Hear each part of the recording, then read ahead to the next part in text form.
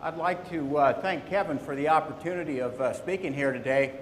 Just a couple of overall disclaimers. I do come from Liberal, Kansas, but the only thing liberal about Liberal, Kansas is its name. Okay, so I want to make sure that that we're aware of that. Just a little bit about me. 27 years in business, most of it in risk management, 16 years with General Mills. My claim to fame, if anybody has 2 or 3 minutes of fame, is everybody here eat Wheaties, breakfast of champions. That's made out of all one variety of wheat. And that was some work that my group did that I was tasked with. But that wasn't my claim to fame. The claim to fame was I had a buddy that was in the marketing side of things, and I said, you know, all the work we've done to improve the overall Wheaties product, I said, I think we ought to get our face and name on a Wheaties box. We put everybody else out there. And he said, all right. He said, well, you know, are you a famous athlete? I said, well, no. He said, are you an athlete at all? I said, well, you know, I scored 3 touchdowns in a high school football. He said, well, that's one less than Al Bundy. So he said, that probably doesn't qualify. And he said, have you done anything that was very noteworthy in your life? Well, no. He said, well, then I really don't see any reason how we can get you on a Wheaties box. Later that year, we bought Pillsbury out. And I got a call from him one day, and he said, hey, he said, you know, you're my friend, and I've been thinking about this, and I know you want to kind of get into brand ID. And he said, I finally got something you can do for the company. I said, what's that? And he says, the Doughboy. He says, you're just the perfect fit for it. So that's a true story. That's a very, very, very true story. Anyway, I represent Conestoga Energy. We are renewable fuel, ethanol. Kevin asked, you know what, I didn't bring my water up. Where did I put that? Oh, here it is. No? Vero, could you give me one, please? You have anything that's contagious? Oh, no. Here, have it. I'm going to pick kind with it. Now, if I get sick, and my wife calls and says, what disease did you bring home? I want a whole group of you to testify it was him here with that. But Kevin asked me to take a few minutes and just talk a little bit about the ethanol business and just push. A couple of disclaimers as I get started here. Unlike MSNBC, I will tell you that I do have bias. So what you're going to get here is a little bit of opinion from my perspective. I hope you can appreciate that, but I have a great passion for what I do.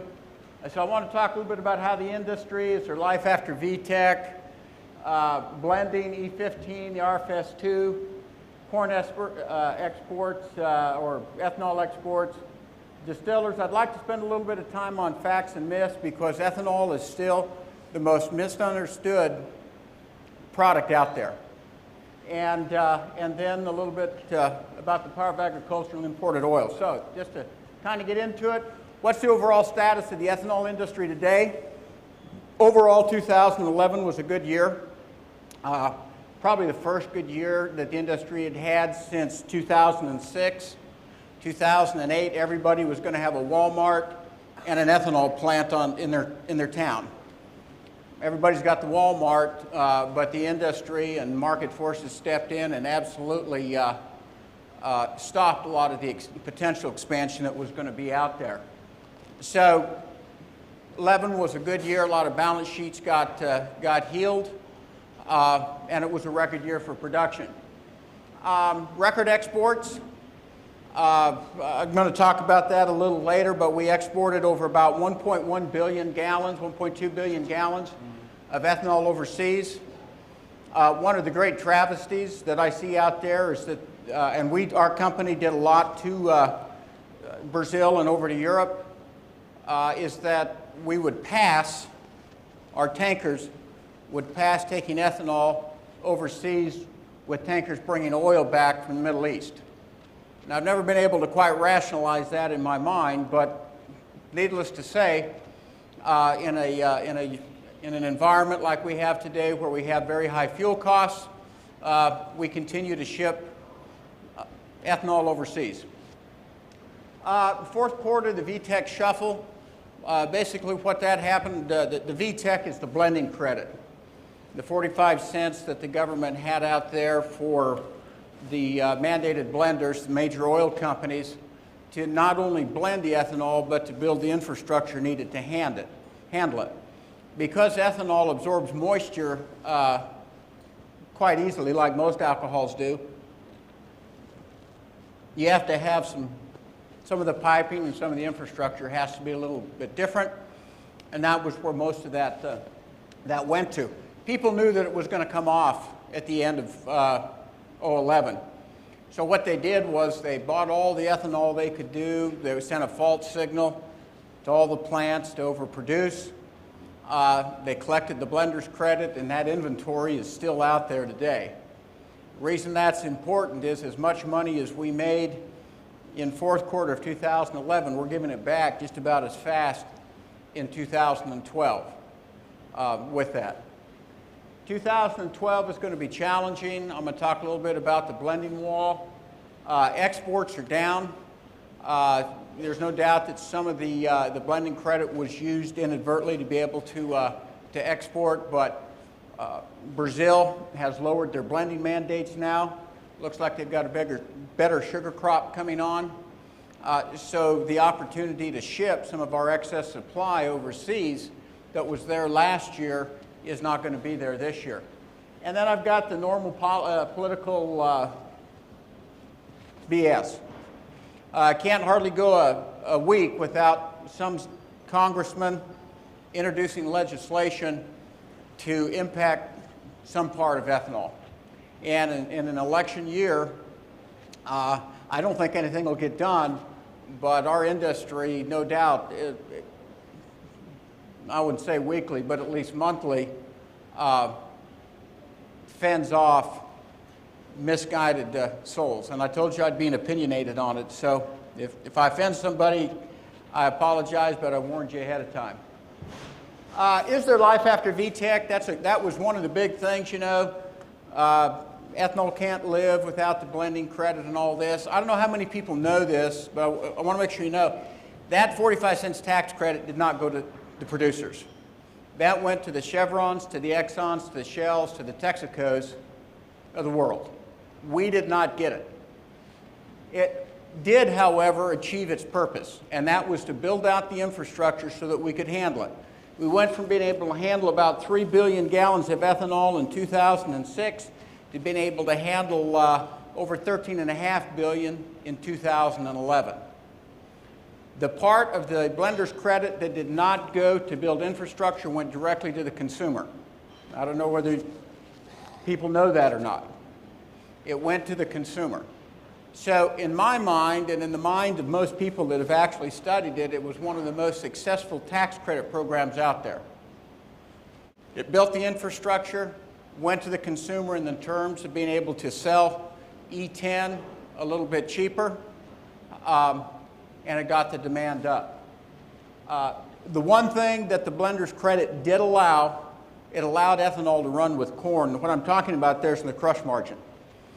If corn wanted to really take off and ethanol got above refined gasoline prices, RBOB, having that blending credit there did allow the oil companies to pay a little bit more for ethanol.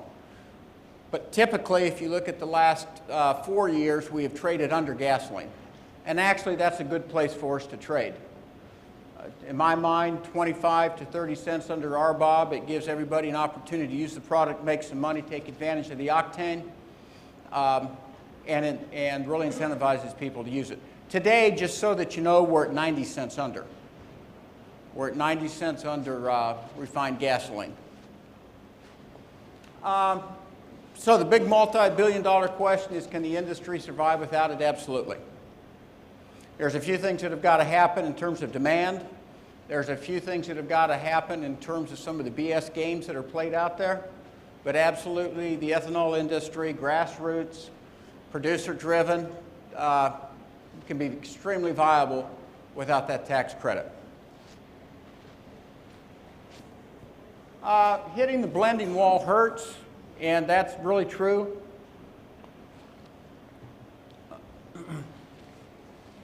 Right now, using E10, which basically means that we can be in 10% of the nation's gasoline,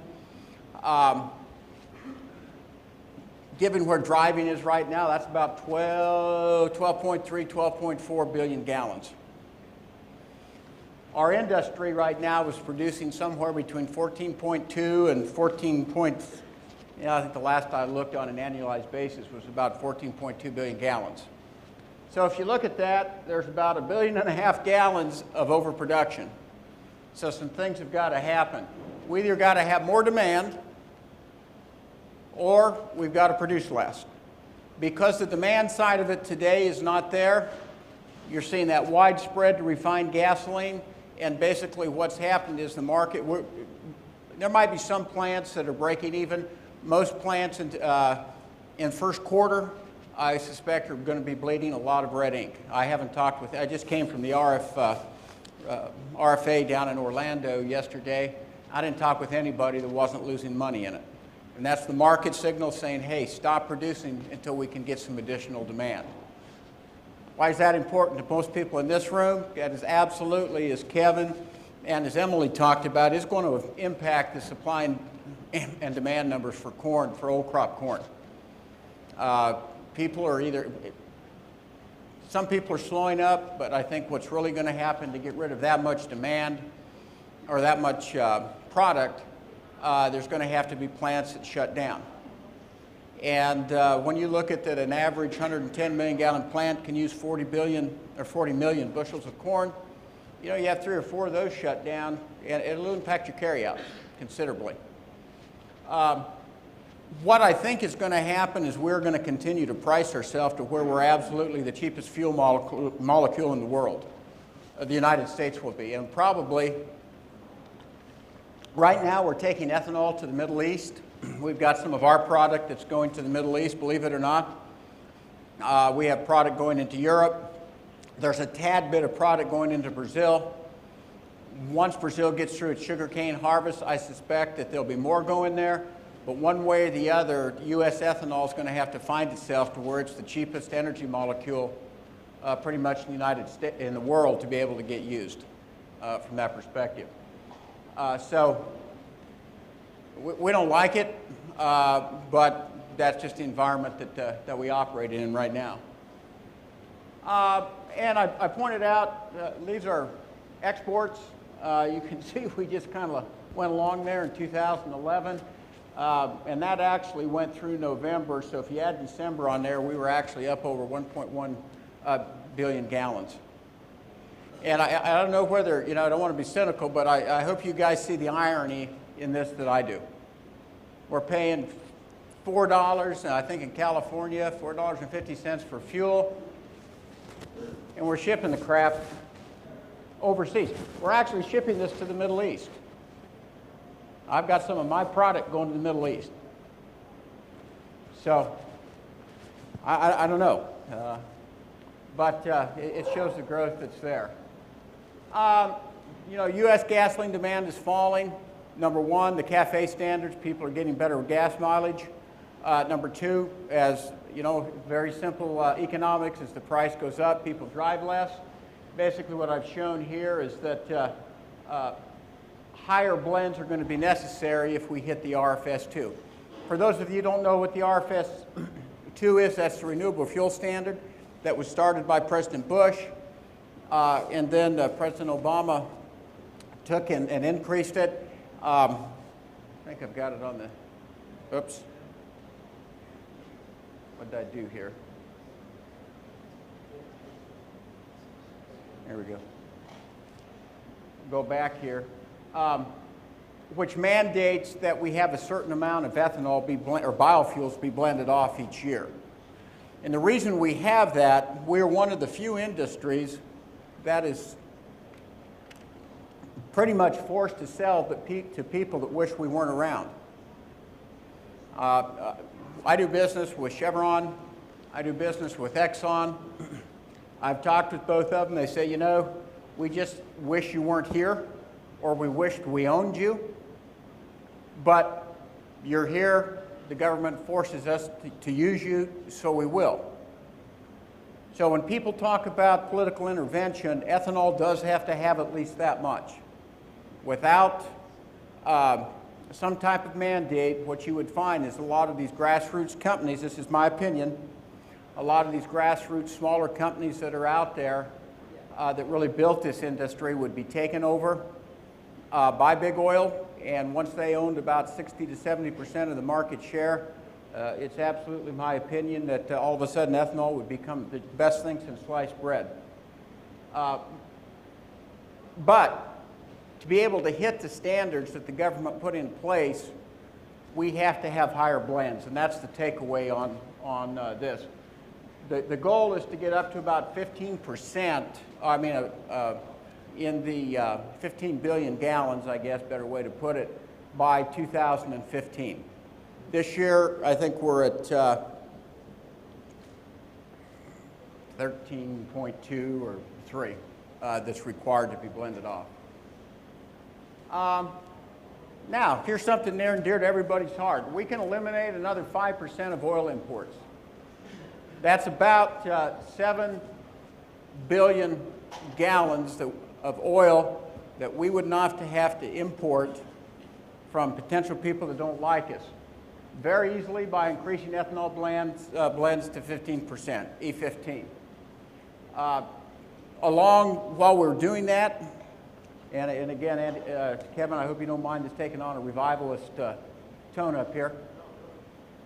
We could create an additional 136,000 jobs approximately, reduce current air pollution by 60%, and keep the dollars in the USA, and reduce gas prices at a minimum of 10 to 12 cents a gallon. It would actually be more than that because of the elasticity of oil imports.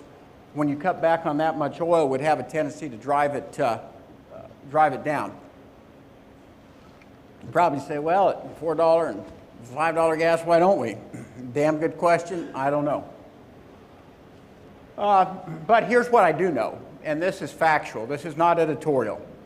E15 is the most tested fuel in the history of the United States. There's been more tests run on it, more research done on it than any other fuel. Now, I know that stares in the wisdom of what you hear on TV with people saying, oh, we haven't tested enough, oh, we don't know how it's going to act like. And that, gentlemen and ladies, is a crock of crap. It has been tested and tested and tested and tested and tested. It reminds me of a joke that I heard once about two neighbors. One was a God-fearing family man on the PTA, helped his neighbors, kept his cattle in. Everybody just loved him. The other neighbor was a real butthead. Never kept his fences up, didn't take care of his, work his stubble in the fall so that diseases spread on his neighbor, abused his wife, abused his livestock. He died first. 6 months later, the good neighbor died. Good neighbor goes up to heaven. He sees the bad neighbor on a cloud with a very good-looking blonde and a keg of beer. And the good neighbor looks at St. Peter and says, what gives here, St. Peter? I lived my whole life just as good as I could be, was just tried to be the best person I can. And I come up here to heaven and I see this jackass that I had for a neighbor on a cloud with a good-looking blonde and a keg of beer. St. Peter put his arm around him and said, well, my son, in heaven, not everything is as it appears. He says, you see that keg of beer over there? Yeah. Well, it has a hole in the bottom of it. He says, you see that blonde? Yeah, she doesn't.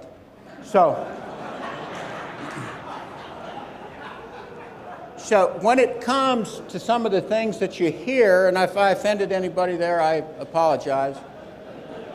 But I can't think of anything that would be more hell than that. Things are not always as being represented by the press or what you see. The engine durability and emission systems have been approved by EPA, which basically is a fancy way of saying you can drive it in your car and it won't hurt your engine and it won't hurt your emission systems. Now, 2001 or greater, right? People say. Does anybody here know why they didn't approve the cars below 2001? You're going to get a kick out of this. Anybody know? We asked EPA that. And Lisa Jackson herself, bless her heart, she's the head of EPA, said, well, we couldn't find any new 2000 or 1999 cars to test. What do you mean? We couldn't find any new ones.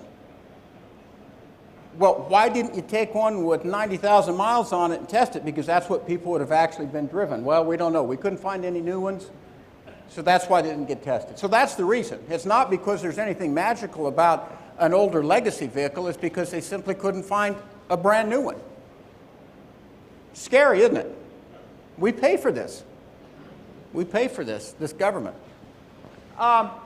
The health effects, last week, EPA announced the health effects testing was complete and signed off on it. What's left for E15 to be implemented is to register the fuel with EPA, individuals, gas stations, and users. A misfueling plan, you have to come up with a plan that says if somebody pulls up, puts E15 in a car that's older than 2001, what are you going to do? How are you going to handle it? And damn good question. I don't know. They're going to work on that. And then there's a few state regs that have to be approved. Some of the vapor pressure, some of the labeling. Fire marshal has to approve off on some of the equipment. But this is the single biggest thing in the United States. There is no. I'm not going to say that because I would be quoting somebody that I don't have a lot of respect for. But this is one of the great things that we could do to help lower energy costs today. The RFS, I talked a little bit about this. This just basically shows that, and it's fairly complicated here, but that there's 4 things that go into hitting the biofuel standard. One is advanced biofuel, which is anything that produces at least 50% less carbon than gasoline that's not corn, which is ironic because you could take corn starch-based ethanol, and if it had 0 CO2, 0 greenhouse gas, you still couldn't qualify as an advanced biofuel. Why? The oil companies got it written into the legislation. Only reason. Cellulosic, that's wood, switchgrass, things like that. Biomass-based diesel, biodiesel that's out there. And then any renewable biofuel, which is basically ethanol. So that kind of shows the steps that the government wants to get to in terms of the overall mass of it. The unintended consequence of this is on the advanced piece, because the United States currently doesn't have anything in any quantity that qualifies. We're working on trying to get grain sorghum approved, but because we currently don't have it, right now Brazil brings their ethanol up. Well, this is my theory. In theory, they bring their ethanol up, sell it so that the buyers in the United States can qualify to meet this, because Brazilian ethanol is considered to be advanced biofuel because of sugar cane. No matter they use slave labor, no matter that they burn it to produce it, but that's where they go with it. What I think happens is they load my ethanol in a boat, it goes down to Rio, they get off, they enjoy Mardi Gras, they get back on the boat, somewhere along the equator it gets magically turned back into Brazilian ethanol, they unload it and they get a 50-cent premium for it. But that's just a conspiracy theory. I don't know whether it's true or not. But I think it's right. Distillers grains, just a real touch on that. Demand was really strong last year due to the drought and good export demand. Record high values and relatively cheap natural gas basically meant that the contribution portion to the profit of an ethanol plant was higher than most years. It traded pretty much all year at 100% the value of corn on a dry matter basis and about 75% of bean meal. On that, we did see exports decline in 2011, but they still held up over 8 million metric ton, and that was even with the challenges that came from China because they thought we were dumping in there. Production's going to stay pretty flat in 2012 or decrease. Number one, I think because ethanol production is going to go down, but number two, we're more efficient. The yield, the amount of alcohol we get out of a bushel of corn, it either can be alcohol or can be distillers. In the marketplace, as an industry, we're getting better at taking that out, so inherently there's going to be less production. Domestic demand may be challenging, and that's just because of the high feed costs. If a guy can put cattle out on those grass, he's going to keep them out there longer. I'm just seeing if there's anything here that, one thing of note is the oil extraction become very popular. About 40% of the plants take it out. Another 15% will be taking it out this year, and that's obviously because of the demand that they can use it for biodiesel. But with that energy going out, the other side of that is a lot of people buy the distillers for the energy, for the fat. Taking that oil out will reduce that. So what I think you're going to see is the market go to a two-tier pricing, where they'll pay a premium for the fat that's in it and a discount if it's just a protein source. And that is going to offset, I think, at least some of the gain that can be picked up in spinning the oil off. So something to look for. Okay, just a couple of other facts here I thought you guys would enjoy. U.S. ethanol right now is the second largest contributor of energy to the United States. If you were to rank them, you'd have Canada first, us second, Saudi Arabia, Mexico, and on down the line there. But that's fairly impressive of what started as a very farmer-driven grassroots has grown to where we are the number two supplier of energy. Something that this should make everybody here feel good. This is the world according to oil. If you were to rank people by power, according to the oil they controlled, you got Saudi, Iraq, Kuwait, Iran. See how strong they are. And they kind of throw their weight around, don't they? We can see how they throw their weight around. We bow to their kings. We apologize for burning their holy books. We do all that kind of stuff. But if you look at that map, it would tell you why one would want to. But what if we rank the world according to the power of agriculture? That ought to make people in this room feel good. The American farmer is the most productive.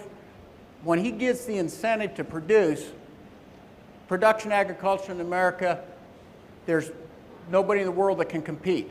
And look at the power that we would have based on that. And the ability to be able to make fuel, to be able to make energy for our country and harness that, again, I repeat myself, but it's just a travesty that the United States doesn't embrace more of it than they have. Oops. What did I? Damn it.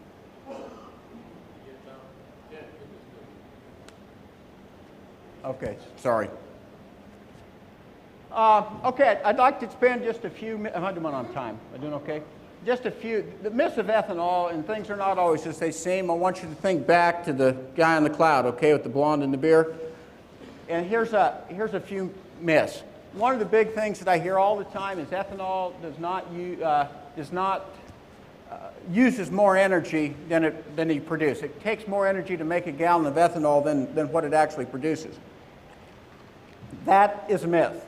The reality, for every unit of energy that is used to produce a gallon of ethanol, you get 1.4 units of energy back out. Gasoline, anybody know? For every unit of energy going in to crack and produce a gallon of gasoline, you get 0.7 units of energy back. Little fact that nobody wants to talk about, but cracking oil and making a refined fuel out of it is extremely energy intensive. Now, I don't know if you guys knew that or not, but that's something out there that it's a myth that's been out there for 5 years. It's not true. Number two, ethanol blends, they don't reduce gas mileage. I think I've heard, oh, if I use ethanol, I get less gas mileage. If you use E85, that's true, which is an 85% blend. I've asked people who were here and wiser and smarter than I am about E85, and it got pulled. You know where it came from? Somebody's, you know what, rear end. That single thing has done more to hurt our industry than I think just about any other thing. E85 is not the right blend to use. E20, E30, there is no mileage degradation at all. E85 there is. Unfortunately, the industry was painted with the brush that if you use ethanol, you get less. Not at the right blends. E85 was just something thrown out there as a target to aim for. And by the way, that is one thing I will say with the blender's credit gone, I think E85, unless we want to continue to trade at a 50 or 70 cent discount to RBOB, which we won't be around if that happens, I think E85 is probably a fuel of the past. It's just not economically viable. You have to trade it at enough discount to compensate for the lack of energy in it or the reduction in gas mileage.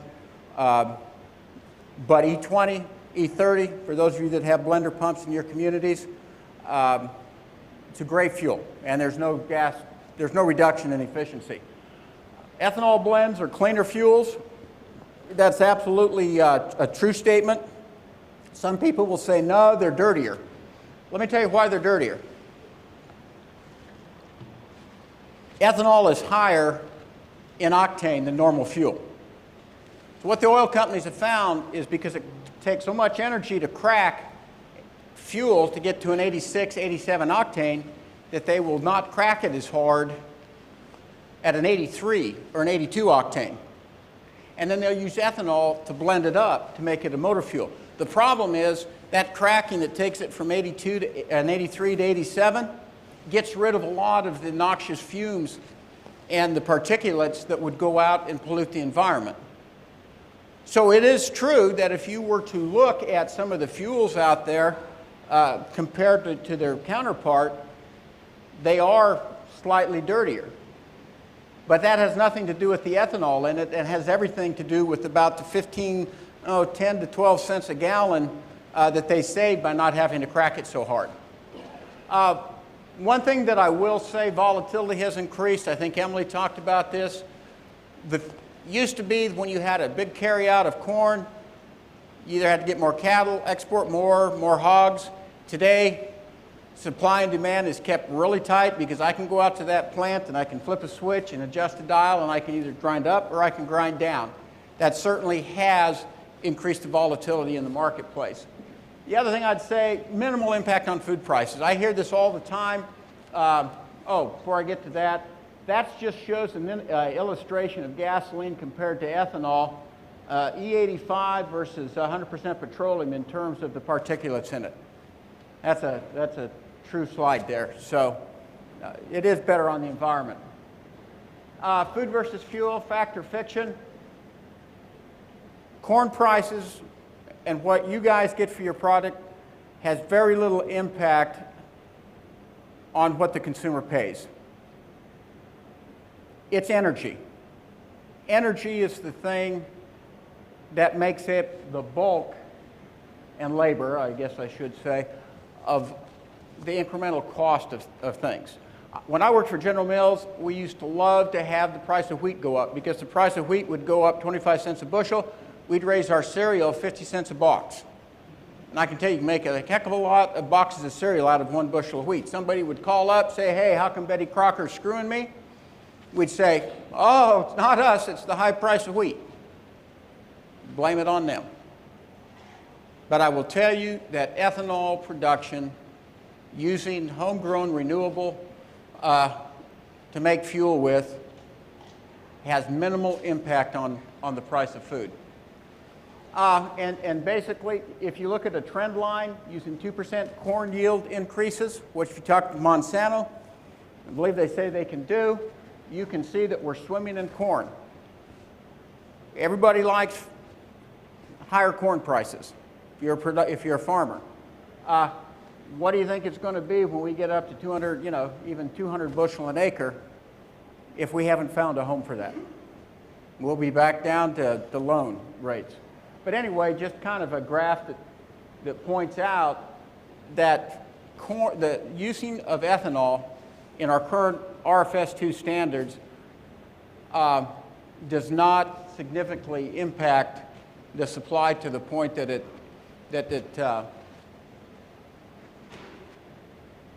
runs us short. Another thing I get told a lot of times is water usage. I just want to compare. It takes about 3 gallons of water to make a gallon of ethanol. And a gallon of that goes back out in the feed when we ship our feed. In our case, we ship our distiller's grain out wet. But just say you dry it, it's about 3 gallons. A pound of hamburger takes 3. But let's go down here because this is a lot of utility. One Sunday newspaper from Kansas City or Wichita takes almost 150 gallons of water to produce that one newspaper that either goes after you read it to wrap rotten vegetables into the cat box or into the garbage. Now you compare the value that's provided to the consumer with the use of that water. We're not, as an industry, we don't use that much water. Hidden costs of imported oil. Right now we're sending $350 to $400 billion to the Middle East. A lot of those countries do not like us. Oil and gas and tax subsidies that are out there for drilling and exploration. Not that I don't think they're needed, but it is a cost, and that cost doesn't get talked about. The cost of defending origins and shipping lanes.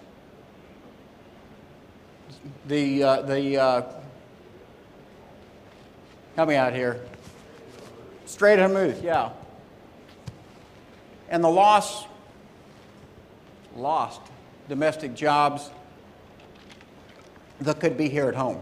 And the last time I checked, we had an unemployment rate that was running a true unemployment rate around 12 or 13%.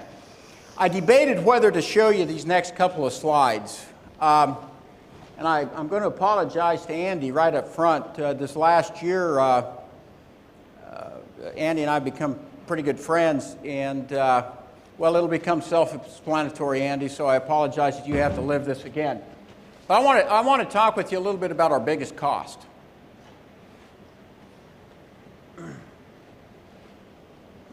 If I can do this without getting emotional. And it's these guys. You don't see it. This guy right here is my son. And he's just got back 4 months ago from a rotation out defending oil. And if you guys don't think these wars in the Middle East are about oil, tell me why the hell we don't have troops in Syria today. Tell me why Libya was important and Syria is not. Anybody know? Look at oil production and see the oil raised in Libya and see what's in Syria. Syria doesn't have any oil.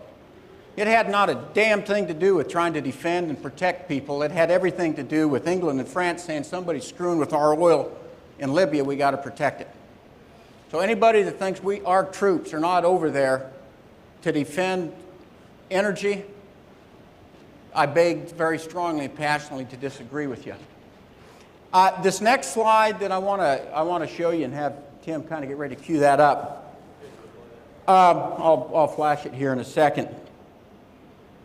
This has what I really wanted to show you, and again, I hesitated to do this. My son was involved in several fights, and the Al-Qaeda terrorists that he fought against videotaped 2 of them, and they put them on the internet. And I'd like to show a couple of them to you. I'd like to show a couple of them to you because it talks about what the real price we pay for foreign oil. It really does. So with that, if you could go ahead. This is an Al-Qaeda website. And what you're going to see here, this is my son's vehicle. He was hit one day. This is actually him. Knocked him unconscious.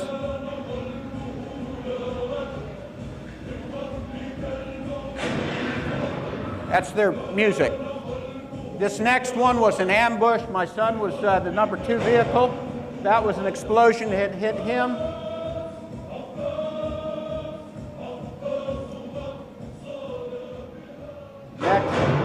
That killed 3 men.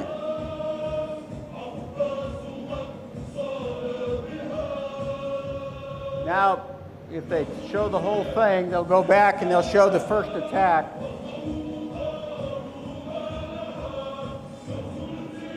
Now, I just want you to watch it. Now, that's my son, but it could be any one of your sons or your daughters. 3 men that were under the age of 22. Now, as a father, I got to brag. My son's vehicle was coming alongside here. He actually won a Bronze Star. And if you see the cameras start to bounce up and down, that's when they started to shoot back at him. I hope I didn't offend anybody, but I wanted to show you guys, it doesn't make the press what we truly pay for oil. This was the memorial that was given. Now, 3 of them were with my son's men. The other 2 were some other men that were killed at the same time period. Those are 5 lost lives. Talk about the blood and treasure that we spend. And it is extremely passionate and frustrating for me why we could go to E15, we can go to this other stuff, and people are so damn concerned about, well, my lawnmower from 1952 may not work right because it's not carbureted right. Nobody wants to talk about the cost. That is the cost. Just in conclusion, ethanol is good for America. It's good for production agriculture. It helps make us continue to make us energy inefficient. It is an efficient fuel, good on the environment, provides jobs for rural America, keeps our dollars here, and despite what a lot of people will say, it has minimal impact on our prices because a lot of you that are in farming are the best there is in the world. And if given the economic incentive, you guys can produce to where we can have food and fuel. We don't have to pick between the two. So that's really all I had.